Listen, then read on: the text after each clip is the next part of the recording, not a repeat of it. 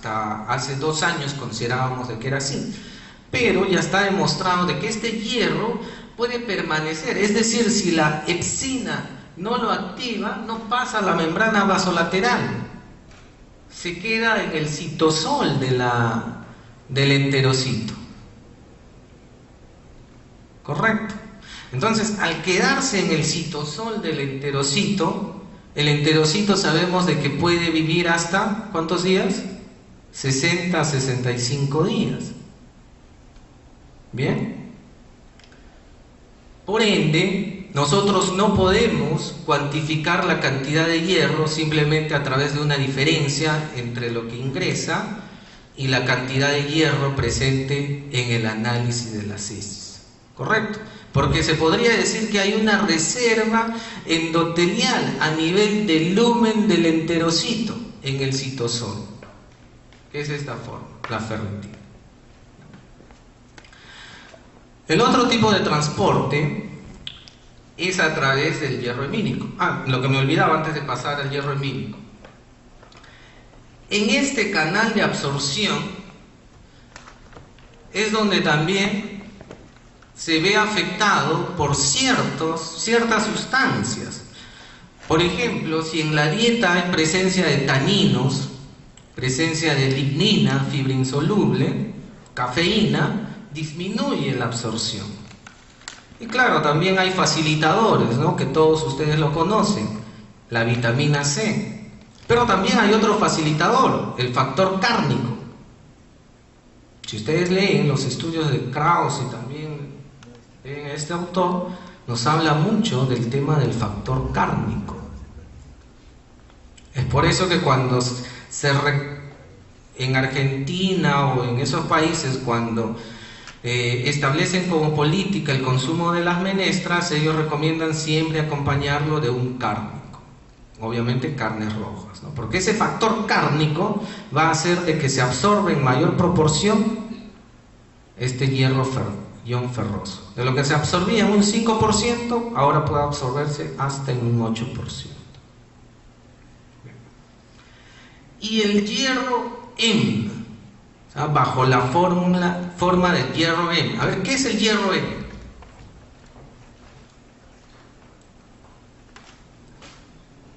¿Cómo definimos al hierro M? Es un hierro funcional, sí, forma parte. Pero la definición es una protoporfirina. Correcto, es una protoporfirina no proteica, insoluble, que contiene hierro y que está presente principalmente en la hemoglobina y en la mioglobina.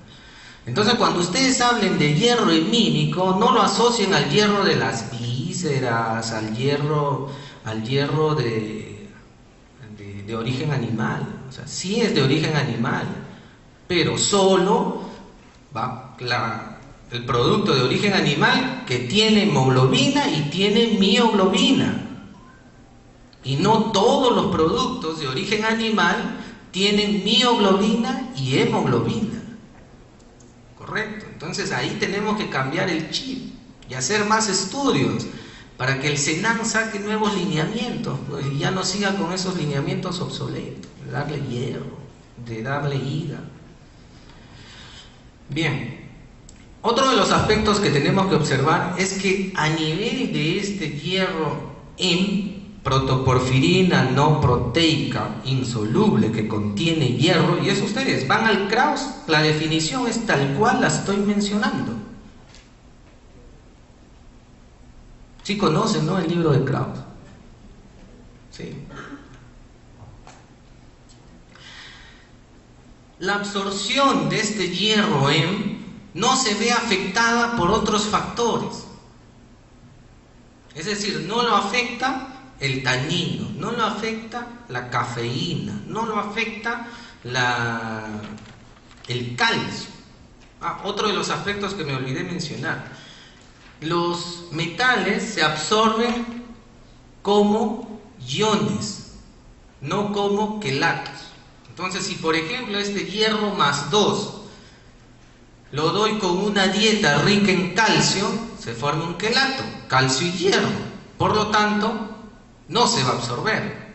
Ejemplo, ¿no? Le doy un hígado y a su vez le doy un vaso de leche, o una menestra, una lentejita y un vaso de leche. Entonces se va a formar el quelato, calcio y hierro, y obviamente no se va a absorber. Pero es distinto con el hierro hemínico, porque tiene su propio transportador y no se ve afectado, porque es una globina, es una protoporfirina, una globina, está conjugado, correcto, y no lo altera el calcio. Es decir, yo puedo consumir un pan con sangrecita más un vaso de leche y no pasa nada, no hay inhibición, porque el hierro de la sangrecita es hierro hemoglobina, y no se afecta su absorción con el calcio. Pero hay que hacer un estudio in vitro, experimental, para que recién acá, en todos los en países como México, Argentina, Chile han avanzado bastante en este tema, ¿no? Pero acá nos falta. Todavía seguimos con ese mito, ¿no? Los profesionales, como de las madres, ¿no? En la beterraga hay hierro. ¿Tiene anemia? Dale beterraga. ¿Tiene anemia? Dale fresa, porque es rojo, piensa que hay anemia. Igual, los nutricionistas piensan, hierro de la sangre y leche, no puede ser, no se va a absorber nada. Acá está el fundamento. 2015-2016, leer a Camachela.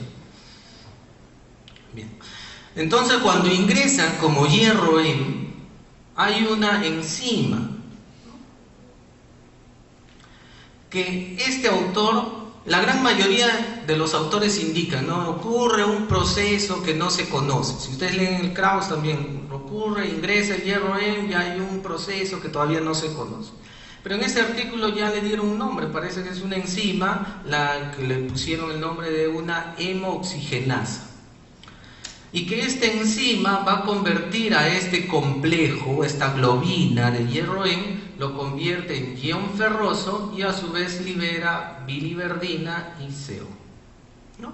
Y este ion ferroso sufre una translocación de la ferritina a nivel del citosol del enterocito, y ambos se absorben, pasan bajo la forma de transferrina, que es la proteína que va a transportar ya el hierro a nivel de la sangre bajo la forma de ion más 3.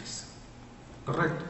Esto es a nivel del epitelio intestinal, a nivel del enterocito, ¿no? Luego acá está la membrana vasolateral. Ustedes saben que hay un canal de transportación bajo la forma de hierro más 3. Igual el hierro más 2 de acá también se transloca en hierro más 3, y la ferritina ya lo transporta a través de la sangre para la formación, obviamente, de glóbulos rojos. ¿Sí? ¿Correcto? También hay otro tipo de absorción que va básicamente a través de la lactoferrina. Ustedes saben de que la leche materna no contiene una mínima cantidad de hierro, creo que 0.6 miligramos de hierro por 100 mililitros. ¿Sí? Pero la leche materna tiene una proteína importantísima para el transporte de hierro, que es la llamada, ¿cómo se llama esa proteína?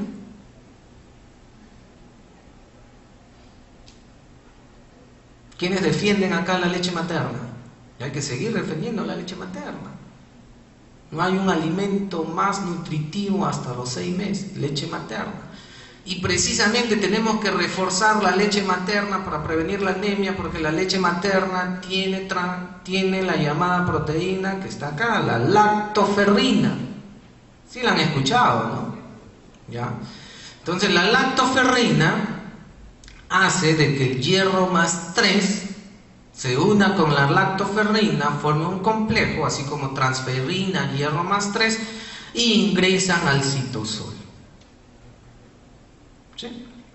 Entonces la lactoferrina también no se ve afectada a su absorción, ni por otros metales, ni por el calcio, ni por la fibra, ¿no? Tiene su propio transportador, ¿no? Que es la lactoferrina. Igual ingresa como hierro más 3, puede estar en el pool del citosol bajo el hierro más 2. Y todos estos procesos para que ese hierro más 2 salga a la membrana vasolateral y luego al capilar sanguíneo y sea transportado por la ferritina, todo este proceso también es regulado por la epsidina.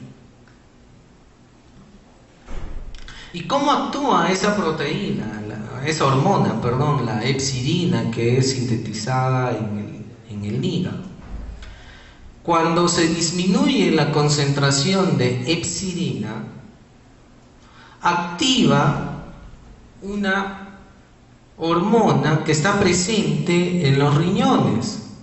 Claro, y en los fetos era producida por el hígado. ¿Cómo se llama esa proteína, esa hormona?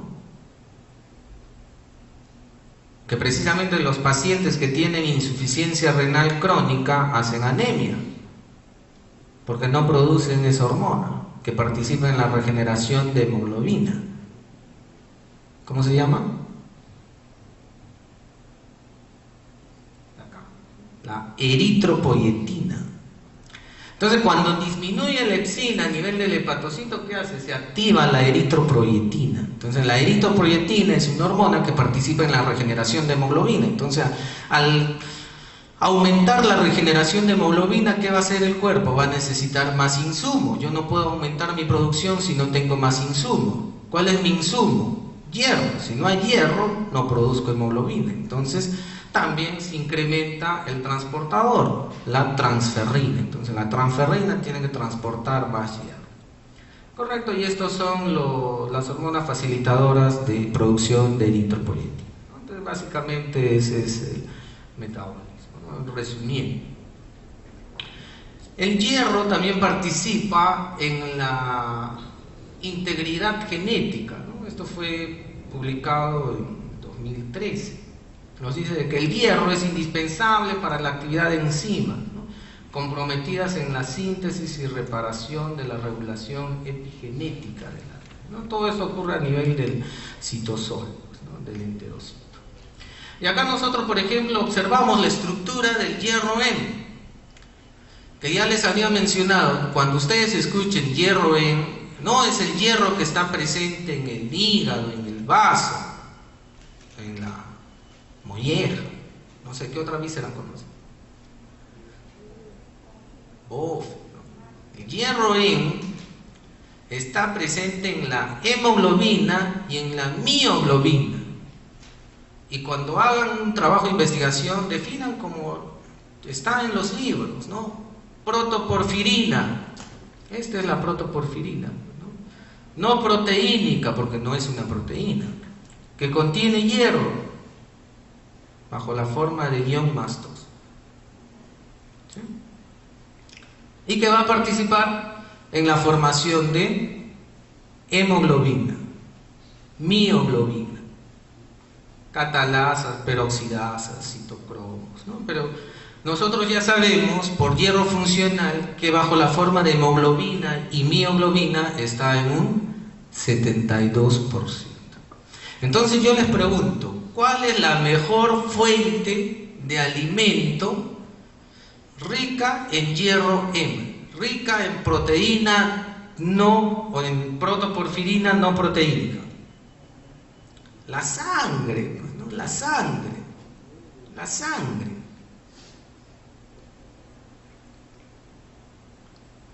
Es por eso de que en la actualidad la industria alimentaria en nuestro país debe introducir ese hierro presente en la hemoglobina para la fortificación de los alimentos. Y este hierro, bajo la forma M, no tiene los efectos colaterales que tiene bajo la forma ion más 2. No te va a producir estreñimiento, sabor metálico. Para los odontólogos, porque yo también soy odontólogo, no va a haber pigmentación de los dientes, del esmalte dentario. No va a haber pigmentación utilizando este producto.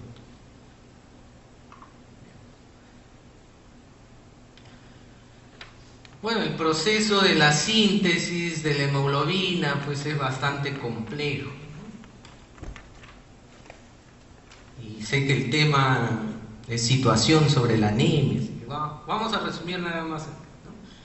El 85% se utiliza del hierro que se absorbe, se utiliza para la producción de la hemoglobina, ¿no? Y acá vemos todos los pasos, glicina, succinil, todo lo que ocurre a nivel del retículo endotelial tanto del riñón como del hepatocito, ¿no? Para la producción del glóbulo. Sí quiero detallar en estos aspectos porque lo considero importantísimo. ¿Cuáles son las proteínas involucradas en el metabolismo del hierro? Todos sabemos de que una proteína que participa en el transporte del hierro es la transferrina. ¿Sí? La transferrina. No se preocupen porque ustedes van a tener este material y todos los artículos científicos. Es más, los alumnos que nos están viendo por la videoconferencia online, que ingresan a través de nuestra plataforma educativa, ellos sí ya están colgados en el campus, ¿no? O sea, pueden visualizarlo, pueden imprimir. Siempre colocando la referencia de los autores, pues, ¿no? Porque si no, se considera plagio, ¿no? Ya tenemos un candidato presidencial que dejó de ser candidato por olvidarse poner la referencia, y cuando hagamos una tesis siempre hay que poner referencia. Afortunadamente ya universidades, antes de que la tesis nos pasen a los jurados, nos pasan ya con el software antiplagio, ¿no? Al menos acá en San Marcos ya se ha aplicado. Sé que en Vallejo también, porque soy docente también en Vallejo, cuando nos entregan una tesis, debe haber pasado por el software antiplagio, ¿no? Así que sirvió de algo ese antecedente. Por eso siempre hay que poner la referencia, ¿no? Porque nosotros no hemos hecho esta investigación. Bien, entonces la transferrina es una proteína plasmática de enlace B2, una glicoproteína, pero lo que tenemos que saber es a qué molécula se une. Ion más 3, ¿no? ¿Cuántos ion más 3? 2. No sé si transporta 2. La lactoferrina, como ya les había mencionado, está en la leche materna, ¿no? Que la lactoferrina también tiene propiedades antimicrobianas y van a participar también en el transporte de 2 moléculas de hierro más 3. La ferritina, que es la reserva de hierro, ¿no? La mejor prueba bioquímica para el análisis de las reservas de hierro es la ferritina, ¿no? Entonces, nosotros deberíamos hacer análisis de ferritina, no de hemoglobina, porque ya la anemia es su último estadio.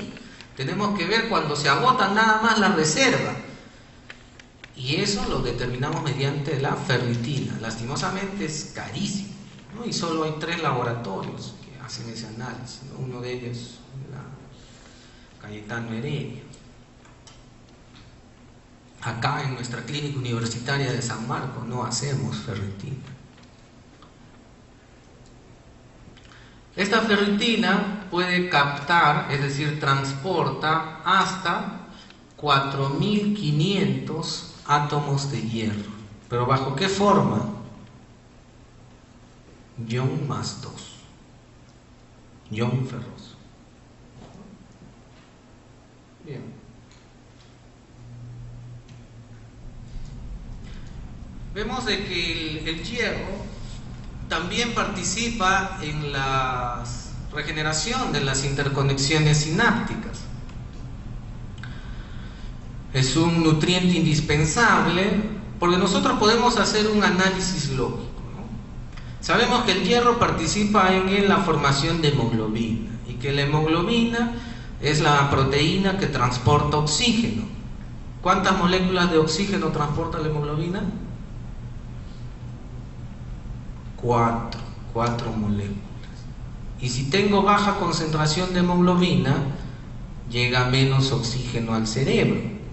Y en un niño que su capacidad potencial es hasta los 3 años, es decir, el desarrollo del cerebro toda su potencialidad es hasta un 95% antes de los 3 años, vamos a observar de que el cerebro es el órgano que requiere mayor cantidad de oxígeno, casi un 60%, es decir, de todo lo que respiramos el cerebro se lleva el 60% de oxígeno. Y si hay menos concentración de oxígeno, ¿cuál es el órgano que se va a afectar, que se va a ver afectado? El cerebro, ¿no? Por ello es que está asociado a la disminución de la capacidad cognitiva, disminución de la capacidad para aprender.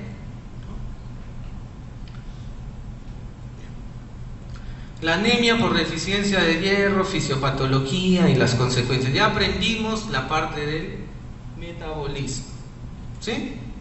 Todo está claro, la absorción, niveles de absorción, proteínas que participan, etc. Correcto. Entonces ahora recién podemos pasar pues verdaderamente a la fisiopatología. Cuando nosotros analizamos la fisiopatología de la anemia, vamos a observar de que el último estadio es anemia. Primero, se agotan nuestras reservas, ¿no? Se llama deficiencia de hierro. Luego se ven afectadas nuestras proteínas transportadoras. Luego el hierro funcional. Y es cuando se reduce el hierro funcional es que ya se transforma en anemia, ¿no? La Organización Mundial de la Salud establece si es que más del 40% de la población tiene anemia, es porque el 100% de su población tiene deficiencia de hierro.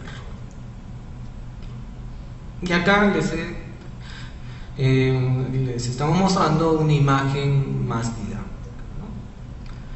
En una persona normal, que por ejemplo tiene hemoglobina 14 sobre el nivel del mar, un adolescente, varón, más de 14 miligramos por decilitro, en esa persona su hierro de reserva está saturado, ¿correcto? Está cubierto. ¿Dónde nosotros tenemos ese hierro de la reserva? Una de las formas ya les había mencionado, en el citosol del enterocito. Cuando nosotros vimos la célula del enterocito, vimos ahí un pool de hierro de reserva, ¿no? Hierro de transporte. ¿Cuáles son el hierro de transporte?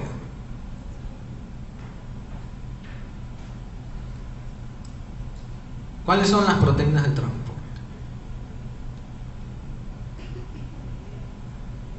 La ferritina, ¿no? Correcto. Y el hierro funcional, ¿cuál es el hierro funcional?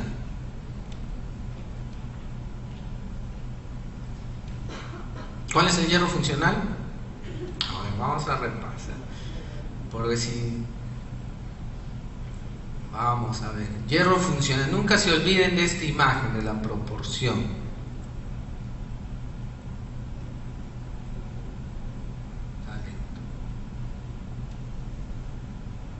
Hemos visto todo el metabolismo, pero sí tienen que saber diferenciar.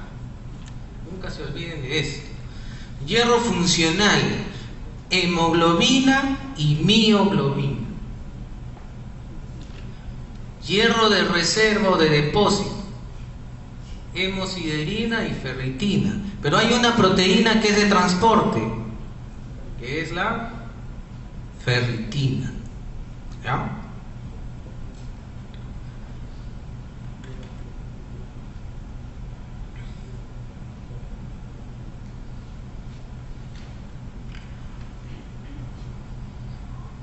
Ya todo esto ya listo. No avanza rápido. Ya. Correcto. Entonces cuando la ingesta es insuficiente de hierro, la absorción, ¿cuánto es la absorción normal?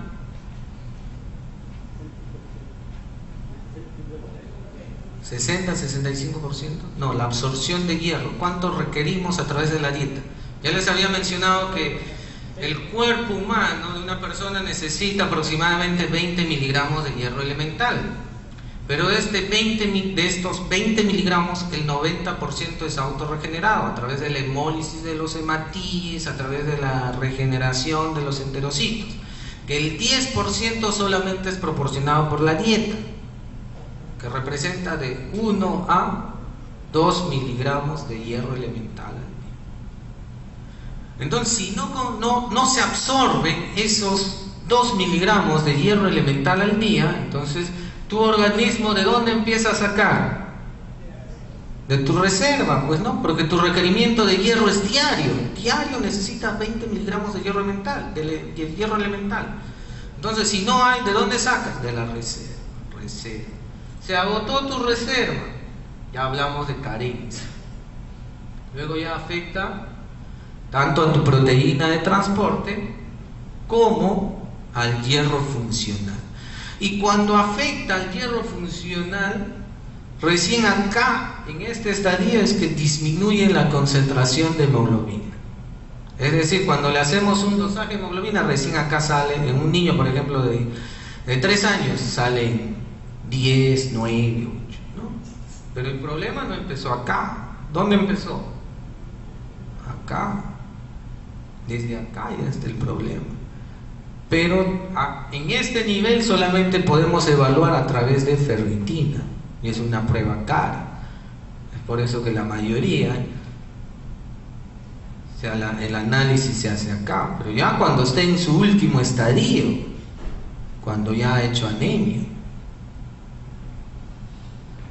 Si ustedes revisan la directiva de suplementación aprobada por RM 068 el año 2016, este año, en marzo, correcto, van a ver ahí esta diapositiva donde nos habla sobre la fisiopatología, ¿no? Normal, tengo mis reservas y mi proteína de transporte, ¿no? Ferropenia latente, es decir, disminución de tu reserva de hierro. Ferropenia sin anemia, es decir, solamente se ve afectado tu reserva y tu proteína de transporte, en este caso transferrina. Y ya anemia, ¿no? Cuando ya hay deficiencia del hierro funcional, de la reserva y de la proteína de transporte. Es decir, el último estadio es anemia. Entonces tenemos que quedar claro, ¿no? ¿Cuáles son las causas de esa deficiencia de anemia? Vamos a ver que hay un incremento de las necesidades del requerimiento energético. Sí, en niños de 6 hasta los 5 años hay un incremento.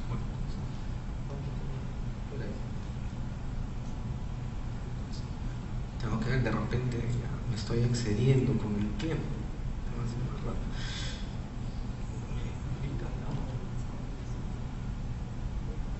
Ya, la hora, hasta las 11:15 me pasan la hora, ¿no? Porque ahí entra el otro ponente. Creo que no voy ni en la 10ª parte. Bien, entonces tenemos las necesidades de requerimiento de hierro, sobre todo en un niño de 6 meses hasta los 5 años, es la misma cantidad de hierro que necesita un adolescente, 11 miligramos al día. Una de las causas. Mujeres en edad fértil, ¿no? Ya les había mencionado, por pérdida de la menstruación, se incrementa casi en 2 miligramos al día. En el embarazo, en la lactancia, mujeres con parto múltiple,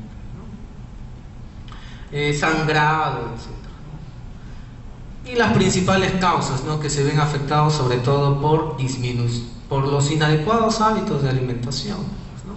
Por el no consumo de alimentos con hierro hemínico y también hierro no hemínico, ¿no? O sea, hierro en la dieta vegetariana, el alcoholismo, el fumar, etc., ¿no? Entonces, la anemia, ¿qué es la anemia? La anemia tenemos que definirla como una enfermedad. Esa es la clave, porque muchas veces a la madre se le dice: tu hijo tiene anemia. Sí, pero tiene 10, el doctor me ha dicho que debe tener 11. Pero no le toman la importancia. Entonces la anemia es una enfermedad que se caracteriza por la baja concentración de hemoglobina en la sangre.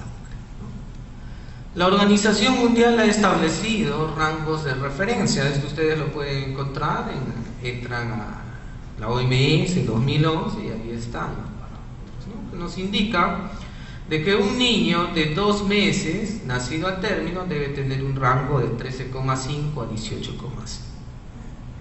Niños de 2 a 5 meses, el rango normal es de 9,5 a 13,5, ¿no? A 1000 metros sobre el nivel del mar, ¿no? Les he puesto esta gráfica porque yo sé que en la directiva sanitaria de suplementación con micronutrientes figura esta, pero esta está modificada. Y como está en actualización la guía de práctica clínica, entonces vamos a esperar que salga el documento oficial, establezcan los valores, ¿no? Por lo tanto, doy como referencia la del OMS 2007, en la cual establece, obviamente esto está gramos por litro, para convertirlo a decilitros simplemente dividimos entre 10, ¿no? Niños de 6 a 5 años, el rango normal es mayor a 11 gramos por decilitro, ¿no? Anemia leve de 10 a 10,9, anemia moderada de 7 a 9,9 y anemia severa menor a 7, ¿no? Y así los rangos para cada grupo etario, ¿no? Por ejemplo, niños de 12 a 14 años, más de 12 gramos por decilitro. Y esto es lo que ha establecido el Ministerio de Salud, pero como les mencioné, la guía de práctica clínica está probablemente este año, ¿sabes?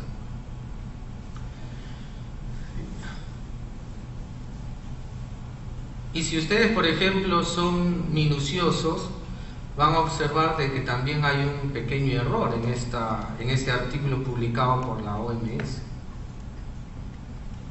¿no? Precisamente acá, en este rango.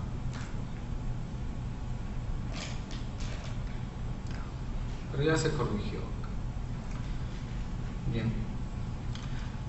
Cuando estos rangos es a 1000 metros sobre el nivel del mar, hasta 1000 metros sobre el nivel del mar.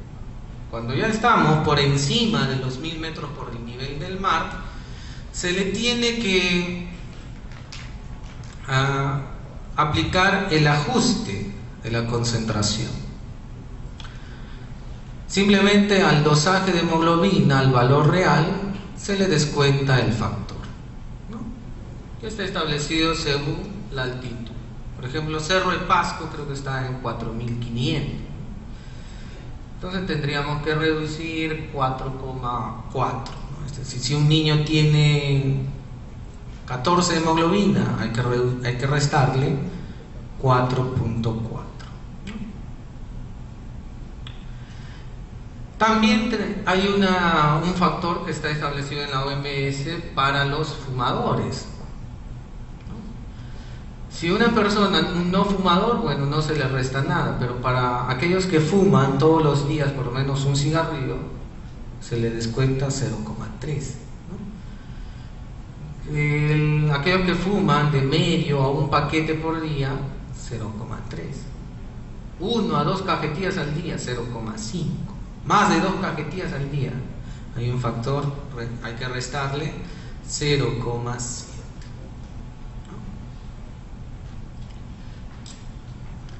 ¿Qué causas produce la anemia?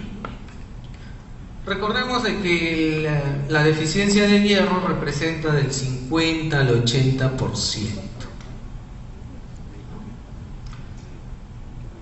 Es anemia ferropenía. Entonces, básicamente, bajo transporte de oxígeno, porque va a haber menos producción de hemoglobina, disminución de la producción de energía, debilidad, fatiga, arritmia, hipotensión, somnolencia, sueño, se duerme en clase. Por acá veo varios anémicos que están durmiendo. Hay que hacerles un dosaje de hemoglobina. Baja capacidad cognitiva. Esto es lo más crítico. Bajo desempeño escolar, bajo rendimiento académico. Otra de las consecuencias, se disminuye la velocidad del crecimiento, la inmunidad celular, alteración del desarrollo mental, etc. Vamos, ¿no? Entonces, como ya les había mencionado, hay unos circuitos, ¿no? Se estima de que el ser humano puede formar hasta 300.000 millones de interconexiones sinápticas, ¿no?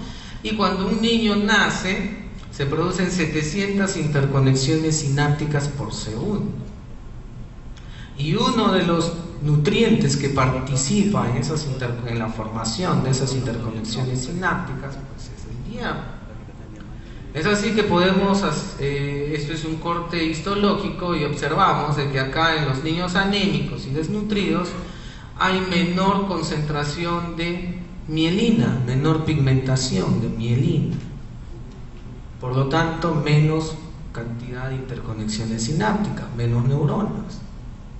Y todos sabemos que las neuronas y los neurotransmisores pues son los que emiten la información del conocimiento y aprendizaje, ¿no? Entonces, la clave está en los 3 primeros años. Es por eso que la inversión del Estado peruano tiene que ser en la primera infancia.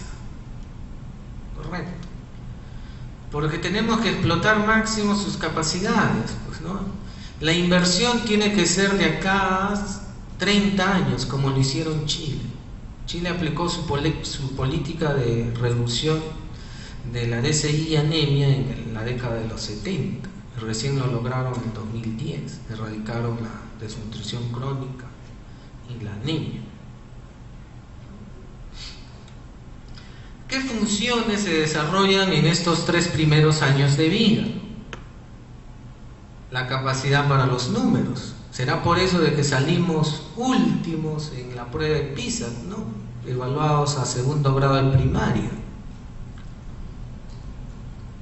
Habilidades sociales, símbolos, lenguaje. La inteligencia espacial, ¿no? De saber asociar. Si ustedes, por ejemplo, en este momento escuchan un ruido del avión, en su mente sale la imagen del avión, ¿no? Y eso propicia la creatividad, la innovación, ¿no? Que tanto valoran los países desarrollados.